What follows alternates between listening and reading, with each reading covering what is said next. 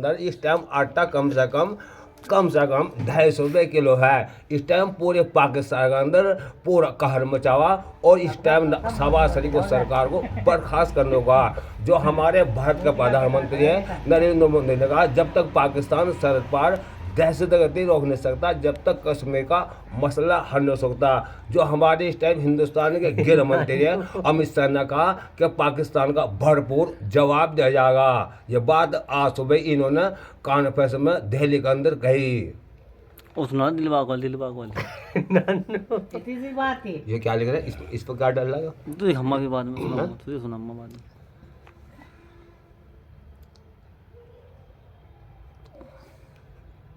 ना इंसाफिर ना मुसाफिर, सबसे बड़ा है पैसा पीर। पैसा तो सब कुछ है, आज को दौर में आदमी वगोवगा। ये मैं दावे से कहता हूँ, मुझे कॉलोनी के अंदर मुझे दुकानदार एक दिलवाग दे नहीं सकता।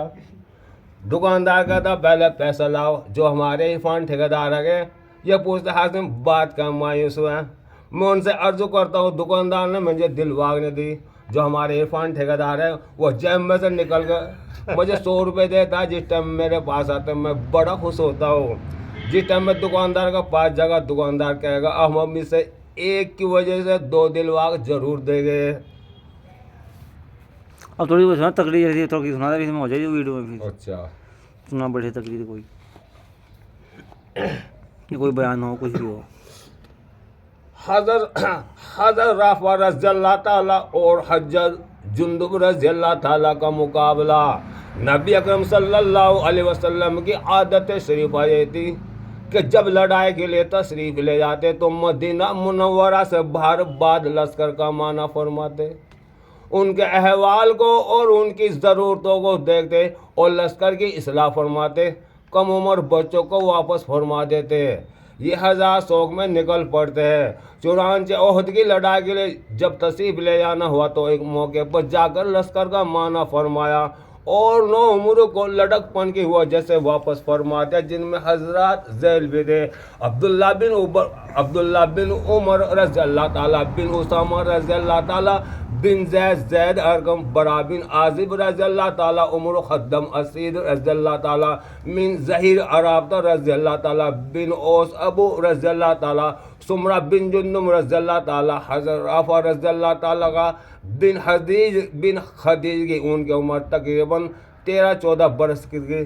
जब उनका वापसी का हुक्म हज़रत खदीज रज़ियल्लाहु ताला ने सिफारिश की और अर्ज़ू किया, या रसूलुल्लाह मेरा लड़का राफ़ा तीर चलाना बहुत अच्छा जानता है। खुद भी राफ़ा भी इजाज़त का इस्तेहाक में उबर कर खड़े होते थे, कद लम्बा मालूम हो। हुजूर ने इजाज़त अता फरमा दी तो सुमरा बिन जुंदुम रज़ियल्लाहु ताला ने अपने सौतले बामर्रत बिन सनान से कहा, हुजूर ने राफ़ा रज़ियल्लाहु ताला को इजाज़त अता फरमा दी और मुझे इजाज़त अता नहीं फरमाई। हालांकि मैं हज़रत राफ़ा रज़ियल्लाहु ताला से कवि हूँ, अगर मेरा और उसका मुकाबला हो तो मैं इसको पिछाड़ दूंगा। हुजूर ने दोनों का मुकाबला कराया तो सुमरा बिन जुंदुम रज़ियल्लाहु ताला ने हज़रत राफ़ा रज़ियल्लाहु ताला को वाकई पिछाड़ लिया। हुजूर ने सुमरा बिन जुंदुम रज़ियल्लाहु ताला को इजाज़त अता फरमा दी। उसके बाद बच्चों ने कोशिश की और बाजों को भी इजाज़त मिल गई। इस सिलसिले में रात हो गई। हुजूर ने तमाम लश्कर का इंतज़ाम फरमाया और 50 आदमियों को पूरे लश्कर की हिफाजत के वास्ते मुतय्यन फरमाया। उसके बाद हुजूर ने इरशाद फरमाया कि हमारी हिफाजत कौन करेगा। एक साहब उठे, हुजूर ने नाम दरियाफ्त किया। उन्होंने अर्ज किया ज़कवान रज़ियल्लाहु ताला। हुजूर ने फरमाया अच्छा बैठ जाओ। दूसरी मरतबा फिर इरशाद हुआ कि हमारी हिफाजत कौन करेगा। एक साहब उठे, हुजूर ने नाम दरियाफ्त किया। उन्होंने अर्ज किया अबू सबा का बाप।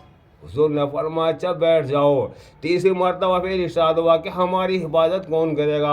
एक साहब खड़े हुए, हुजूर अक़दस सल्लल्लाहु अलैहि वसल्लम ने नाम दरियाफ्त किया। उन्होंने अर्ज किया इब्न अब्दुल कैस का बेटा। हुजूर ने फरमाया अच्छा बैठ जाओ। उसके बाद थोड़ी देर बाद इरशाद हुआ कि तीनों आदमी आ जाओ। एक साहब हाजिर हुए, हुजूर ने इरशाद फरमाया कि तुम्हारे दोनों साथी कहाँ गए। उन्होंने अर्ज किया या रसूलल्लाह तीनों दफ़ाए में उठा था। हुजूर ने दुआ दी और हिफाजत का हुक्म फरमाया। ये रात भर खीमे की हिफाजत फरमाते रहे फायदा। ये शौक और वल हो लेते इन हजरात के बच्चा बड़ा हर सकते